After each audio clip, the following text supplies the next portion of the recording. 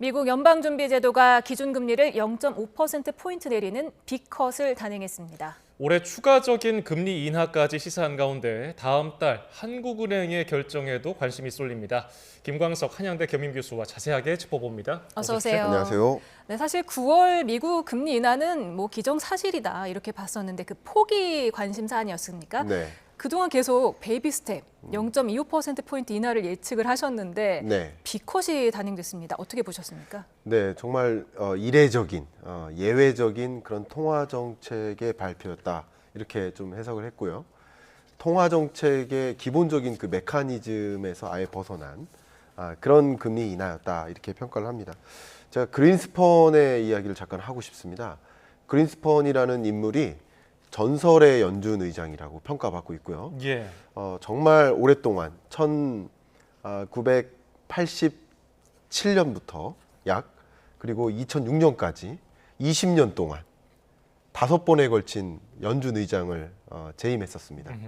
전설의 그린스펀 의장이 어떤 말을 한 적이 있냐면 2006년 이래로 이상한 비상시의 상태가 아닌 경우에 빅컷으로 금리 인하하는 리는 거의 없을 것이다 라고 표현했었어요. 그만큼 이 통화 정책의 통상적인 메커니즘과 많이 벗어난 이례적인 금리 인하였다 이렇게 평가를 하겠고요. 보시는 것처럼 금리를 계속 2022년부터 인상만 하다가 첫 번째 금리 인하인데 그 첫 번째 금리 인하를 그냥 점진적인 금리 인하가 아니라 예외적인 금리 인하를 했다고 하면서 시중에서는 또 많은 금융사들은 어떻게도 평가하냐면 정치적인 외압이 들어간 거 아니냐 하는 좀 음모론적인 해석들도 상당히 많이 하는 만큼 그만큼 이례적인 통화 정책 결정이었다 이렇게 평가해 보겠습니다. 예. 지금 기준금리 인하가 지난 2020년 코로나 막 이제 유행하기 시작했을 때 그리고 네. 미국발 주식 폭락 있었을 그쯤이었던 것 같은데 네. 거의 한 4년 반이 됐더라고요. 그렇습니다. 이 기간도 좀 이례적이 아닙니까? 예, 기간 자체는 그러니까 역사적인 통화 정책 결정이다. 물론 빅컷이 아닌 베이비컷을 했을지라도 어쨌든 오늘 새벽에 있었던 FOMC 회의는 그동안에 대대적인 완화적 통화 정책을 가동했었던 2020년 이래로 계속 22년부터 금리를 인상만 했었거든요. 이른바 예. 긴축의 시대입니다. 물가 안정을 위해 달려왔던 그 긴축의 시대가 지나가고 첫 번째 통화정책 기조를 전환하는 이른바 피벗의 시대인 거죠. 이제 방향을 바꾸는 통화정책의 방향을 바꾸는 피벗의 시대를 도래됐다라는 것을 알리는 그런 어떤 역사적인 날이라고 좀 해석해 볼 수 있겠습니다. 예. 그럼 이렇게 이례적으로 빅컷을 감행한 배경, 네. 이유 뭡니까? 일단 첫 번째는 물가 안정입니다. 물가 안정에 대한 강한 확신이 생겼다라는 표현이 있었습니다. Greater confidence라는 표현을 썼어요. 물가 안정에 대한 강한 자신감이 생겼다. 그렇기 때문에 금리 인하를 해도 물가가 다시 상방으로 올라갈 가능성은 좀 희박하다라고 평가했습니다. 그러면 물가 안정 목표를 이뤘다면 그 다음 목표는 뭡니까? 바로 고용 안정이겠죠. 최대 고용을 실현시켜야겠죠. 그런 면에서 물가 안정 목표를 실현했으니 이제 최대 고용 목표를 실현하기 위해서 조금 더 적극적인 금리 인하를 단행하겠다라는 표현이라고 해석해 볼 수 있겠습니다. 예. 그런데 일부에서는 또 이런 빅컷을 두고서 이거 경기 침체의 전조 아니냐 뭐 이렇게 네. 보는 시각도 있는데 이 점에 대해서는 어떻게 평가하십니까? 이 부분은 제롬 파월 연준 의장도 선을 그었듯이 저도 이 부분은 어느 정도의 선을 긋고 싶습니다. 조금 더 정확하게 그 질문을 바꿔 얘기하면 경기 침체의 전조라기보다는 경제 위기의 전조 아니냐라고 이해를 많이들 하세요. 예. 근데 이렇게 제가 역으로 설명드리겠습니다. 비가 오면 내일부터 비가 온다고 지금 예보가 나왔잖아요. 그러면 내일 뭐를 준비하시겠습니까? 우산을 준비하죠. 예. 그러면 비가 온다, 우산을 준비하는 거예요. 근데 반대로 앵커님이 만약에 우산을 들고 나가면 비가 오기 시작합니까? 그렇진 않죠. 아니죠. 예. 그러니까 경제 위기 왔을 때마다 금리를 대대적으로 인하해서 경기 부양을 했었던 거예요. 그린스펀의 이야기가 그겁니다. 예. 근데 이렇게 경제 위기급이라든가 아직도 자연 실업률, 이 자연 실업률의 개념을 가장 쉽게 말씀드리면 우리 베이비붐 세대가 은퇴하기 시작했죠. 65세 교수님들도 명예퇴직을 시작하셨습니다. 예. 그러면 명예퇴직을 함과 동시에 실업자가 발생하는 거죠. 이런 실업자를 경제가 문제가 돼서 실업자가 양산된다라는 표현을 안 쓰고 자연적 실업이다라고 표현해요. 그래서 4.5%를 밑도는 실업률을 우리는 자연 실업률이라고 합니다. 예. 근데 미국의 실업률이 보시는 것처럼 7월에 정점을 찍었던 게 4.3%예요. 그리고 4.2%로 또 떨어졌습니다. 자연 실업률을 밑도는 국면인데 경제 위기라고 현재로선 판단하기 어렵겠죠. 그렇기 때문에 매우 이례적인 통화 정책이었다라고 평가하겠고요. 조금 파월 입장에서 연준 위원들 입장에서 생각을 한다면 아직까지는 고용 시장이 냉각은 되고 있어도 고용 붕괴 수준은 아니다. 그러나 추가적으로 24년 하반기에 고용 시장이 좀 많이 붕괴될 수도 있고 많은 실업자가 양산될 수도 있으니 선제적으로 보험적으로 먼저 금리 인하를 단행하는 것이다. 이렇게 해석해 보시면 어떨까 의견 드리겠습니다.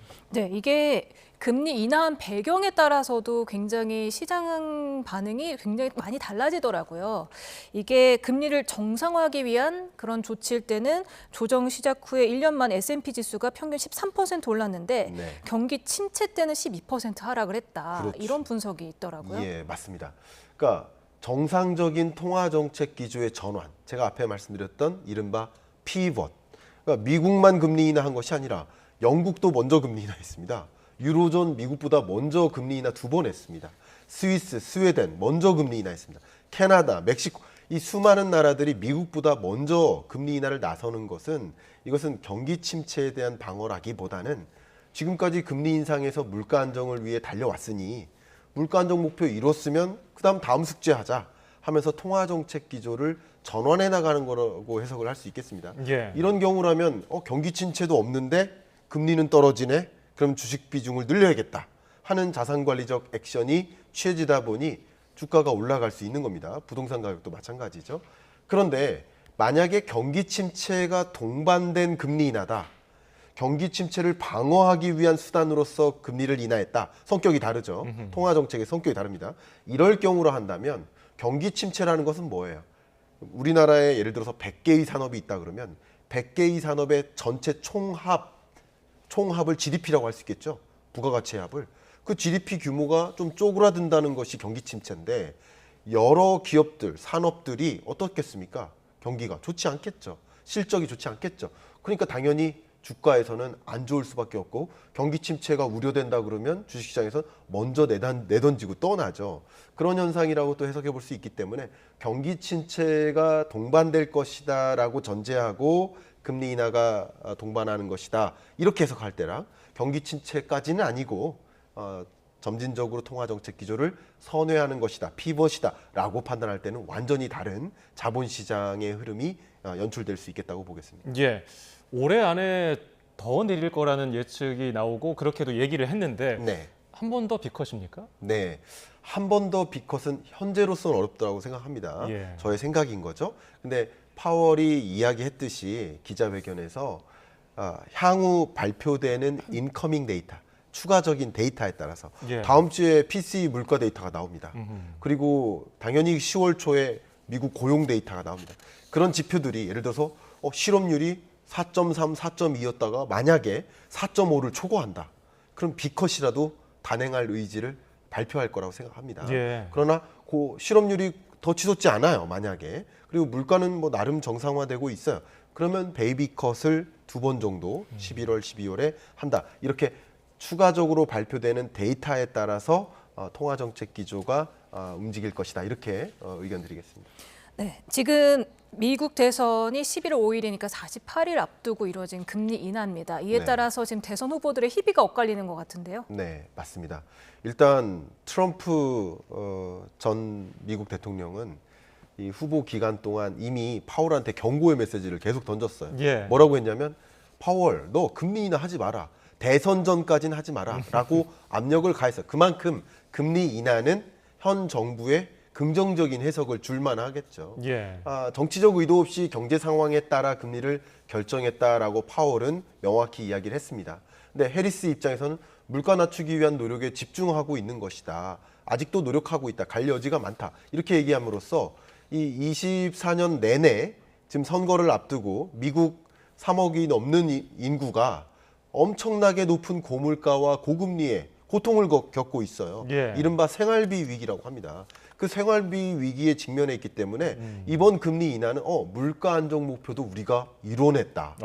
그리고 고금리라는 부담을 조금씩 덜어드리겠다라는 어떤 정책의 성과로서 또 평가할 수 있기 때문에 해리스는 긍정적으로 평가하는 것이고요.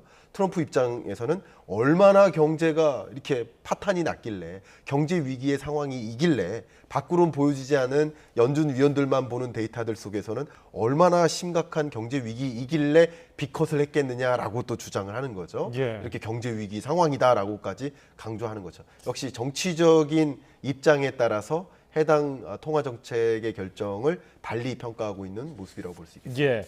미국 상황은 이렇고 이제 우리나라입니다. 네. 한국은행이 어떤 결정을 할지 모두가 집중하고 있는데 금리 격차가 이제 1.5%포인트로 좁혀졌습니다. 이게 어느 정도 의미하는 바가 무엇이라고 보십니까? 자, 한국은행으로서 금리를 인하해야 될지 아니면 조금 더 동결해야 될지를 결정하게 되는 고려 요인들은 아마도 수백 가지일 겁니다. 예. 그런데 금리 인하를 해야 될 요인도 100가지일지 모르고 금리를 동결해야 될 이유도 100가지가 될지 모릅니다.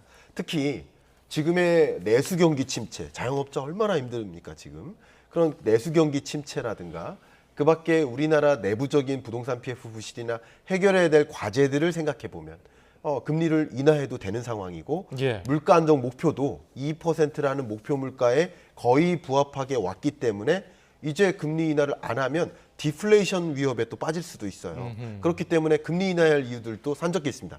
다만 그런 상황에도 불구하고 금리 인하를 못하게 만든 어떤 걸림돌 역할을 했던 것을 요약해 보면 세 가지가 있겠습니다. 예. 한 가지가 가계부채가 급증하는데 금리 인하하면 가계부채 더 폭등하는 거 아니야.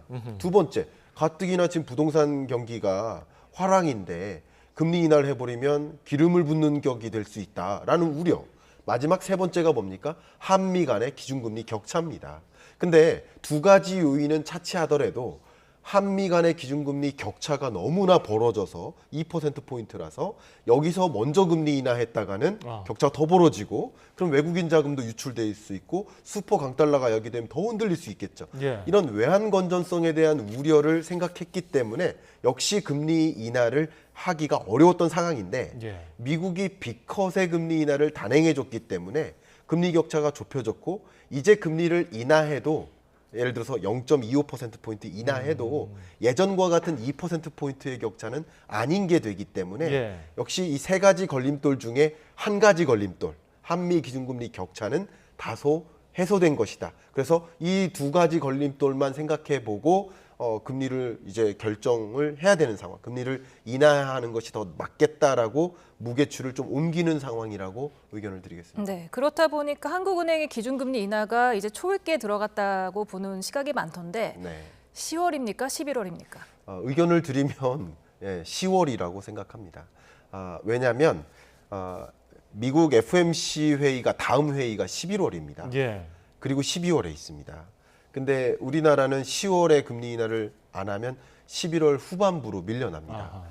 그러면 결국 추가적인 금리 격차의 축소가 있고 그 동안에 물가 상승률은 예를 들어서 2%를 밑돌거나 또 심각한 내수 경기 침체로부터 회복되지 못하거나 하는 일들도 있기 때문에 금리 인하 시점은 도래했다고 평가되고요. 앞서 말씀드렸던 것처럼 24년 하반기 그리고 25년은 피벗의 시대입니다. 그 피벗의 시대답게 다른 여러 국들이 미국보다 선제적으로 금리 인하를 했던 것을 생각해 보면 한국은행도 금리 인하의 여건은 조성됐는데 이제 나머지 두 가지 요인, 그죠? 부동산과 가계부채 이 두 가지 걸림돌만 들여다보면서 판단을 또 해볼 거라고 생각합니다. 그 두 가지 걸림돌이 네. 보통 걸림돌이 아니잖아요. 지금까지. 걸림돌이 어떻게 분석하고 계세요? 자, 이걸 통화 정책의 메커니즘 관점에서 말씀드릴게요. 예. 한국은행의 목적, 아까 연준의 두 가지 맨데이트, 책무를 말씀드렸는데 하나가 바로 물가 안정, 두 번째가 고용 안정이에요. 예. 한국은 어떨까? 한국도 마찬가지입니다.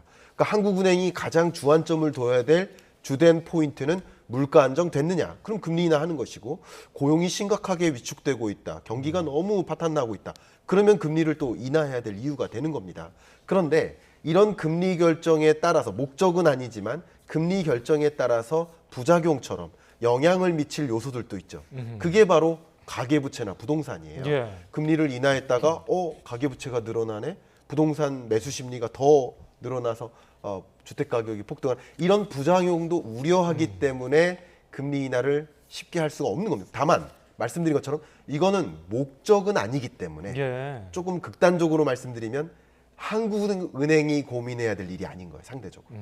그러니까 누가 걱정해야 되느냐? 국토교통부가 고민해야 되고 금융위가 걱정해야 돼. 극단적으로만 말씀드린다면 그만큼 이제 기획재정부, 국토교통부, 금융위 이들의 역할이 좀 재정부의 역할이 필요해진 상황. 그러니까 주거 안정을 도모하기 위해서 집값의 급등을 막거나 또 추가적인 주택 공급을 하거나 이런 정책들, 또 금융위에 가계부채를 증가시키지 않도록 대출 규제를 더 추가적으로 강화하거나 이런 재정 정책 관점에서의 노력이 추가적으로 야기되는 것이고, 한국은행은 한국은행의 목적을 수행하기 위해서 한 걸음 내디디지 않을까, 이렇게 판단할 수 있겠습니다. 뭐 물가나 뭐 부진한 내수 경기만 보면 지금 당장 금리를 인하해도 이상하지 않은 상황이긴 한데, 지금 가계 대출이 계속 수도권 집값 상승을 이끌고 있지 않습니까? 맞습니다. 언제까지 이런 흐름이 이어질 것으로 보십니까? 가계부채의 증가세는 감소세로 접어들긴 쉽지 않을 겁니다. 그러니까 이것은 그 가계부채 혹은 가계대출 상품을 구매하는 데 들어가는 가격이 뭘까요? 비용이 뭘까요? 그게 금리거든요. 그러니까 금리가 떨어지는 과정에서 가계대출이 조금 더 매력적으로 작용될 가능성은 좀 높아 보입니다. 그리고 역사적으로 봐도 가계부채 규모가 극단적으로 줄어들었던 건, 전분기보다 줄어들었던 그런 기점은 22년에 대대적으로 금리 인상했었던 그 기간밖에 없습니다. 그래서 가계부채 규모가 줄어들기보다는 가계부채의 증가 속도가 좀 주춤하도록, 덜 증가하도록 이렇게 만드는 것이 금융규제라고 볼 수 있는데, 다만 이 두 가지 포인트 말씀드릴게요. 대출 규제를 강화하더라도 가계부채 규모가 늘어날 수 있다라고 말씀드리겠는데, 그 이유는 뭐냐면 첫 번째는 바로 차주수가 늘어나기 때문입니다. 차주당 가계부채의 한도는 줄어들지 모르지만 빌리고자 하는 차주는 더 늘어날 수 있어요. 예. 왜냐하면 금리가 떨어질수록 대출 상품이 매력적인 거예요. 대출하기가 더 매력적인 거예요. 그래서 차주수가 늘어날 수 있습니다. 또 금리가 떨어지면서 부동산 매수로 이어지면 집값이 상승하는 흐름 속에서 나만 예외가 되면 안 된다 하는 움직임이 차주수가 늘어나는 거예요. 매매 거래가 더 활발하게 유도될 수 있겠습니다. 두 번째는 지금 나타난 현상처럼 주택담보대출이나 대출 규제를 적용한다 해서 가계부채 규모가 줄어드는 게 아니라 풍선 효과로 다른 부분으로 이동하는 경향이 굉장히 강합니다. 예. 주택담보대출을 좀 억제하기 위해서 노력하면 신용대출로 건너간다거나 카드대출로 건너간다. 이렇게 가계대출 전체의 규모가 줄어들기보다는 풍선 효과처럼 구조가 바뀌는 현상. 그렇기 때문에 금리를 점진적으로 인하해 나가는 과정, 그리고 미국이 B컷을 했기 때문에 글로벌 시중금리는 레벨 다운 될 가능성이 높습니다. 그런 국면에서는 전반적으로 가계부채 규모가 통제될 수 있는 범위 내일지 아닐지는 모르겠으나 가계부채의 증가세 자체는 막기가 어렵지 않을까 하는 생각을 해봅니다. 예. 그리고 또 주식 투자하시는 분들이 아마 오늘 파워레이블 많이 기다렸을 텐데 그렇습니다. 그다지 웃지 못했단 말이죠. 왜 네. 그런다고 보십니까? 자, 이유 중에 하나는 또 B컷을 했기 때문입니다. 아. 한 가지 걱정은 뭐예요? 경기 침체에 대한 공포감인 거예요. 정말 연준이 경기 침체에 대해서 우려를 했구나. 그래서 이번 B컷은 경기 침체의 사인일 수도 있어라고 해석을 하기 때문에 주식시장에서 나 이제 수익 실현하고 나와야지 하는 움직임이 있을 수 있고요. 예. 첫 번째. 두 번째는 미국의 B컷의 금리 인하로 미국과 일본 간의 금리 격차는 더 축소된 겁니다. 내일 일본의 금리 결정이 있습니다만 예. 일본이 금리 인상을 안 할지라도 미국의 B컷으로 미일 간의 금리 격차는 축소된 거예요. 그러면 그동안 엔캐리 트레이드, 일본에서 자금이 미국으로 쏠렸었던 자금이 격차가 축소되면서 다시 청산되는 절차가 있을 수 있습니다. 이미 청산을 시작했고요. 그래서 이 청산 절차에 대한 우려감, 그게 주가를 또 추가적으로 하방 압력을 주는 게 아닐까 하는 공포감, 그래서 경기 침체와 엔캐리 청산에 대한 공포감, 이 두 가지 요소가 금리 인하에 대한 어떤 기다렸던 기대감을 상쇄시키는 그런 효과가 작용됐다라고 분석될 수 있겠습니다. 네, 지금 뭐 전 세계적으로 긴축 통화 정책에서 완화 정책으로 바뀌는 시대입니다. 네. 이런 시기에 투자자들은 이제 좀 전략을 바꿔야 할 것 같은데 네. 어떻게 투자를 해야 합니까? 일단 22년부터 24년 동안에는 제가 이 자리에서도 그런 말씀 드렸습니다만 은행들이 이자 장사하는 거 아니냐라는 비평을 많이 받는 것처럼 실제 금리가 높았을 때는 많은 자금이 은행으로 쏠렸던 겁니다. 근데 이제 금리를 점진적으로 인하해서 미국은 3%의 중립금리를 향해 26년까지 인하해 나가는 과정, 한국은행도 나름대로의 금리 인하를 단행하는 과정, 그런 과정에서는 상대적으로 은행 저축이 덜 매력적인 거죠. 예. 덜 매력적이기 때문에 조금 더 매력적인 수익성이 높은 영역으로 돈의 이동이 있기 때문에 주식시장의 변화, 또 자산시장의 변화를 좀 더 적극적으로 들여다볼 필요가 있지 않을까 하는 의견이고요. 다만 그런 변화가 있긴 하지만 방금 말씀드렸던 경기 침체에 대한 공포감, 두 번째 엔캐리 청산에 대한 공포감, 이런 것들이 어떻게 작용하느냐에 따라서 한두 번씩 쉬어가는 기간이 찾아올 가능성이 있겠다라는 의견도 드려보겠습니다. 알겠습니다. 이슈플러스 오늘 도움 말씀에 김광석 한양대 겸임 교수였습니다. 고맙습니다. 감사합니다. 감사합니다.